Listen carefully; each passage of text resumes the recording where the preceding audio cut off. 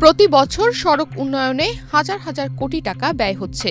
তবে পণ্য পরিবহনকারী ট্রাক চালকেরা সড়ক আইন না মানায় অল্প দিনেই সড়কগুলো ব্যবহারের অনুপযোগী হয়ে পড়ছে। যশোর বেনাপোল মহাসড়কে অতিরিক্ত পণ্য পরিবহন নিয়ন্ত্রণে 2022 সালে 17 কোটি টাকা ব্যয়ে বেনাপোলে এক্সেল লোড কন্ট্রোল স্টেশন স্থাপন করে সরকার। এই স্কেল পরিচালনায় বছরে 2 কোটি 23 লাখ টাকা ব্যয় হলেও কার্যত কোনো সুফল পাওয়া যাচ্ছে না। বেনাপোল যশোর মহাসড়কের ওভারলোড কন্ট্রোল নিয়ন্ত্রণের জন্য গত আগস্টের 20 তারিখে আমাদের ইউডিসি কোম্পানি যারা নাই, কিন্তু আমরা এখানকার স্থানীয় পরিবহন শ্রমিকদের সহযোগিতা না থাকায় আমরা এখানে ওভারলোড কন্ট্রোল নিয়ন্ত্রণ করতে পারছি না। আমরা এই অবিলম্বে এখানকার এই ওভারলোড কন্ট্রোল নিয়ন্ত্রণের যে স্কেল আছে, ওজন স্কেল আছে, এটা চালু করলে আমাদের পক্ষে অনেক ভালো। ওদের স্বপ্ন পূরণে পাশে থাকতে পেরে আমরা গর্বিত। 2024 সালের 15 আগস্ট ওয়েস্কেল পরিচালনায় 4 কোটি 47 লাখ টাকা চুক্তিতে ঠিকাদার প্রতিষ্ঠান ইউডিসিকে টেন্ডার দেয় সরকার। গত বছরের 15 সেপ্টেম্বর থেকে কর্মকর্তা, প্রকৌশলী ও কর্মচারী সহ স্কেল পরিচালনায় 42 জন কাজ করছে। অতিরিক্ত পণ্য পরিবহনে প্রথম টনে 5,000 ও দ্বিতীয় টনে প্রতি 10,000 টাকা জরিমানা বিধান রাখা হয়েছে।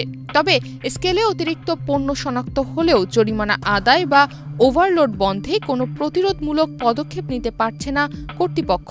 আসলে আমাদের এই নদীর এই পারে বন্দর হচ্ছে টোটালি 4টি: বেনাপোল বন্দর, ভোমরা বন্দর, নওপাড়া বন্দর, মোংলা বন্দর। আমাদের এই যে আন্দোলনটা হলো বৈষম্য বিরোধী। আমরা এখানে এই স্কেলটা শুধু বেনাপোলের স্কেল দিয়ে আমাদেরকে বৈষম্যর আওতায় আনতে চাচ্ছে। আমরা তো বৈষম্য বিরোধী আন্দোলনের সাথে ছিলাম।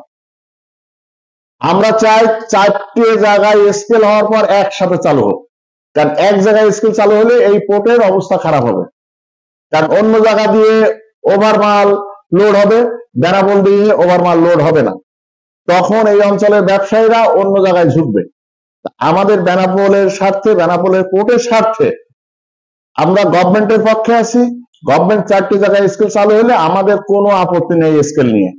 পরিবহন ব্যবসায়ীরা বলছেন, নওয়াপাড়া ও ভোমরা বন্দর সড়ক বাদ রেখে কেবল বেনাপোলে স্কেল চালু হলে এ রুটে ব্যবসা কমে আসবে।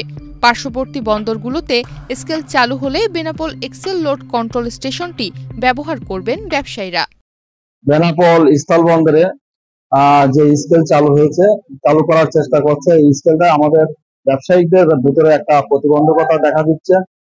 যেমন প্রতিবেশী ভোমরা ও নোয়াপাড়া বন্দরে কোনো স্কেল নাই। এখন বেনাপোল বন্দরে যদি স্কেল সিস্টেম চালু হয়ে যায়, তাহলে আমদানিকারকরা ইচ্ছা অনিচ্ছায় বেনাপোল বন্দর থেকে মুখ ফিরিয়ে অন্য বন্দরে চলে যাবে, তখন বেনাপোল বন্দর ক্ষতিগ্রস্ত হবে। এই জন্য আমরা চাচ্ছি অন্য বন্দরে যখন স্কেল চালু হবে তখন বেনাপোল বন্দরে চালু হোক, এতে আমাদের কোনো আপত্তি থাকবে না। ব্যবসায়ীরা বলছেন, নওপাড়া ও ভোমরা বন্দরে স্কেল না থাকায় একমাত্র বেনাপোলে স্কেল চালু হওয়ায় এই রুটে ব্যবসা কমে যাওয়ার আশঙ্কা রয়েছে। বিশেষজ্ঞদের মতে, সব বন্দরে একযোগে স্কেল চালু ও কঠোর প্রয়োগ না হলে সরকারের কোটি টাকার বিনিয়োগ ব্যর্থই থেকে যাবে। নিউজ ডেস্ক, বাংলাদেশ প্রতিদিন।